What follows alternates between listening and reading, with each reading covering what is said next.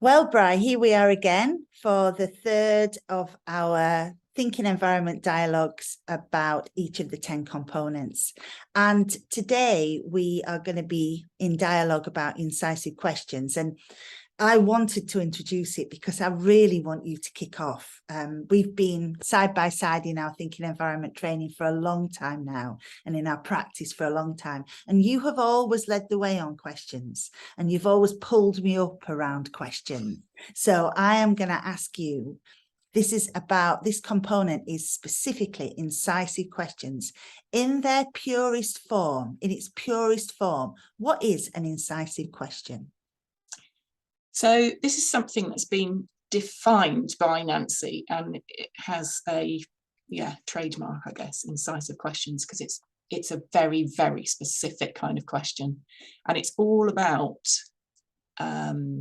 cutting through limiting and untrue assumptions that we live as true in order to replace those old not useful assumptions with new possibility.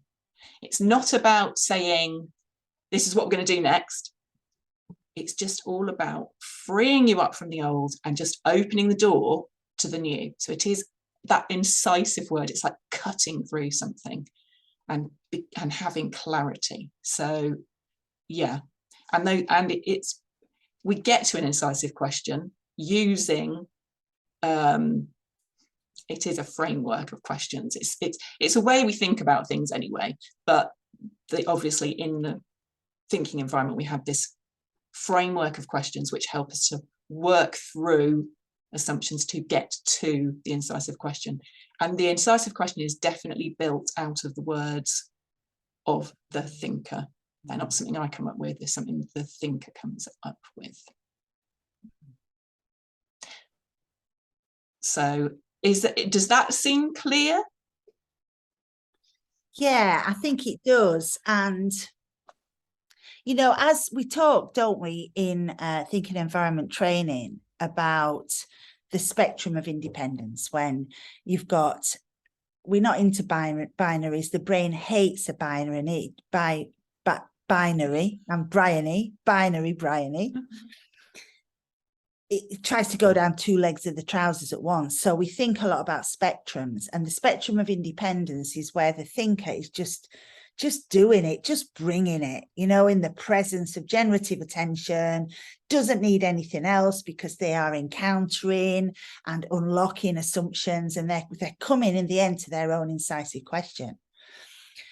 And we intervene as far up that as we can healthily do without leaving the thinker stranded, but we're always trying to work towards that independence, and that spectrum works a bit for the incisive question as well, I think, because actually that process of getting to it in a thinking partnership, we don't always have time to do that, or we don't always have the one-to-one situation where we can do that. And we don't always have the training. You know, not everybody starts their thinking environment training with the thinking partnership training.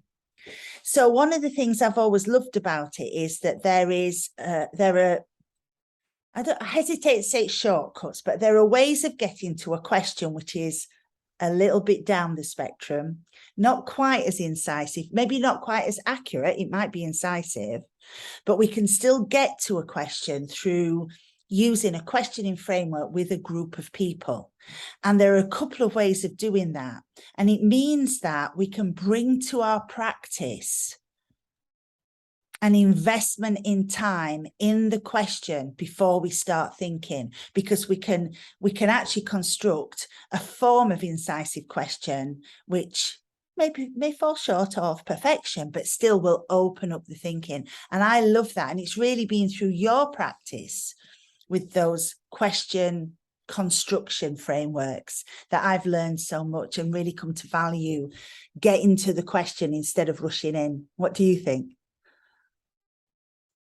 Yeah, it's an interesting thing, isn't it? So we do. I mean, I'm not so nice about incisive questions that we come up with, because I tend to call them blunt instruments, but only because there's sort of nuance and the depth that you can go to when you do it with your own process, when you do it with your own words, all of that in your own time, all of the things is so, I think, so much more powerful in terms of unlocking an individual. But as you say, yes, it's still possible. That idea is still there, isn't it? That you are identifying somewhere where there are assumptions that are stopping you, holding you back, whether that's personally or within an organization. And we do have those tools to hand. And it's something that I do use, even in my teaching, as a kind of, just to sort of focus the mind on what the process is. It makes it, I suppose the other thing is, it makes it much more linear when you do it in that respect. And I don't think that's how it really works. I think you keep having to sort of have iterations of getting to the place where you actually recognize what it is that's stopping you. And that sort of happens when that happens. I think you can't really rush or force that process. There are so many paradoxes about it, though, because I've seen it happen where somebody's really quite unwilling almost to do the process, but still gone through it anyway. And there's a bit of a sort of either or way that you can go in the incisive question building process, where someone's not able to go into the depths and the detail, and so you just offer them the opportunity to come up with a credible assumption instead. And I know that works really well. So the thing that I do know is that incisive questions, and my understanding of it through the thinking environment work that I've done, are what made me come to this work in a thinking environment. What do you think? Well, I would like you to tell me more. I didn't know that. I think I've always been a sort of person-centered, had a person-centered focus anyway, because of the counselling skills work that I did. And it was what seemed to work best when I did it, to let somebody do their own thinking, to work things out for themselves, just to be there and present for them in the way that we are in a thinking environment. But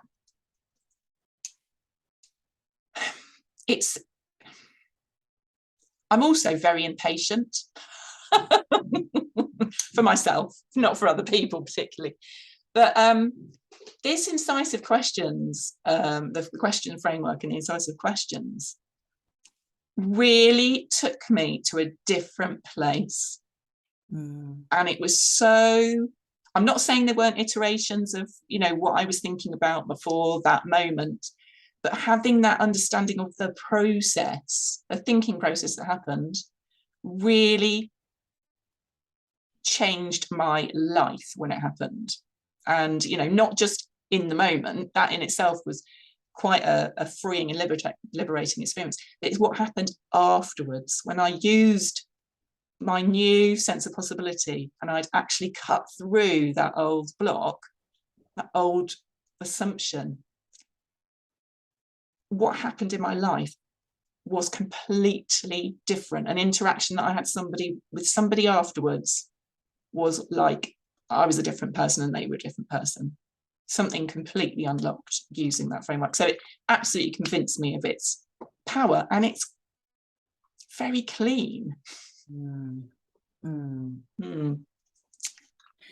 Yeah, there is something magical about working towards constructing that incisive question and then being asked it, and the way in which the brain opens up. And for me, it's the best kind of magic, because we can see how it's being constructed. The lady is not hidden behind a curtain. And that for me is the best magic, where it still feels like magic, but you can see how you got there, so you can do it again. And incisive questions can really be for life, can't they? Because a lot of our deepest untrue limiting assumptions that we live as true, they're not going to go anywhere, but we learn to deal with, oh, it's you again. What's the incisive question that I use in this moment? And it's so interesting that you said that about being impatient, because ease is the component I have historically most struggled with. And as I've got older, I've really worked on that. And I think I'm actually getting there now. But for many years, it was ease. And I would jump over the question to get to the listening. And I would use an even blunter instrument. You know, it would still be a thinking environment question, but it wouldn't have come out of the thinking of the thinker. So to really learn that quite late in my practice, and to learn the value of that it's just been foundational, really. And yesterday I was using one of the questioning process you taught me with a group of people, and one of them, we'd each constructed a question through the process, and Amy, who was sat next to me, she just kept saying, "Oh yeah, that's a really nice question. Yeah, that's a really nice question." And when we talked about what she meant by that, she could feel herself wanting to answer it. And when you've got a question right, that's what happens. But it's a different right to that right that is placed as a burden on our shoulders as coaches in other coaching methodologies, where it's all on us. You think of the golden question that unlocks the person. No, actually, the brain that holds the problem holds the question as well. And finding it, even if it is a little blunt instrument sometimes, can be really, is always really powerful. People go, "Oh," when they hear a nice question. And I really love that. And we have some standard questions, which are not incisive questions, but they're great to have in your pocket, aren't they, as a thinking environment practitioner for any situation, really. So questions like, they're very basic. What do you want to think about? Or what's your freshest thinking? Closing with what's live in you. And I always really love the prompt question. What more do you think, feel, or want to say? And you can hear those commas, can't you? You can hear those pauses. And it is so interesting that I would say 9 times out of 10, actually think, feel, want sends the thinker in another direction again.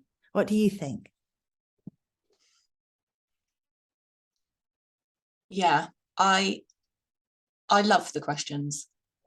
I love that Nancy spent, well, not just Nancy, but the collegiate spent all of this time really refining and defining those questions, because they are really all designed to help you to do your most independent thinking. And they're such amazing invitations. And I guess the incisive question is there are a couple of questions in there actually where it's the thinker's own words. The structure around it is never anything apart from an invitation to do more of your independent thinking. And the content is always, what are you assuming is stopping you, X, Y, and Z. It's always the thinker's own words. And yeah, that feeling of being asked a question that, oh yeah, you can just take a breath. It's amazing, isn't it? The power of the question. Also, though, the other thing that I do say, especially in training, is like we get excited about these questions. We get excited about especially incisive questions. It's like, oh my goodness, what we can unlock assumptions. We can do this. Brilliant. How can I get this in there? And that's the bit where you have to sort of go, oh, well, hopefully the thinker will be doing that for themselves.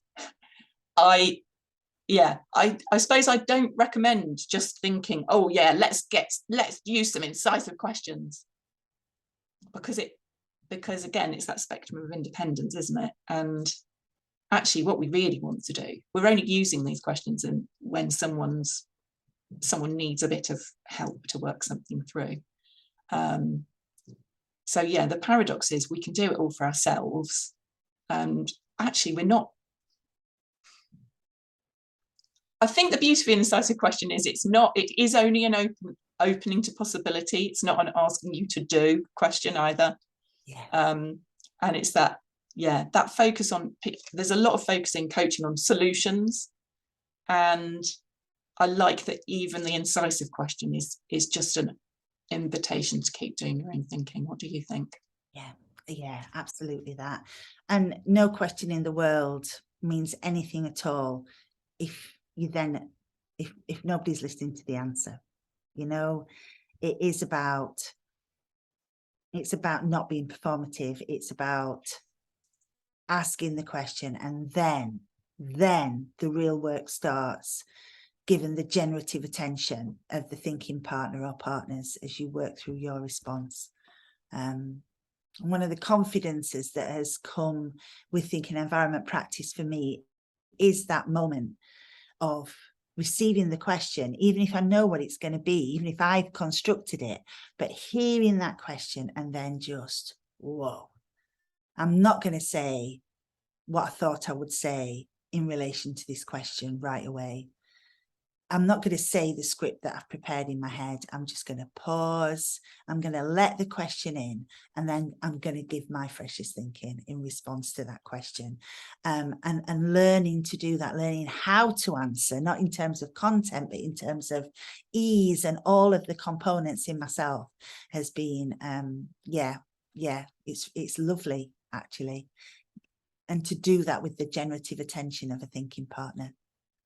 Yeah, so what more do you think, feel, or want to say, Bri?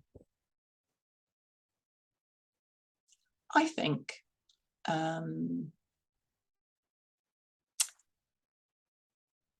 that's all I have to say for the moment. I think it's one of those things you kind of have to experience. Yeah. And it's the experience that we've been talking about, isn't it, of what happens when you do it. And I just encourage everyone to give themselves a chance to be with somebody who does know the framework, who's able to support that space, and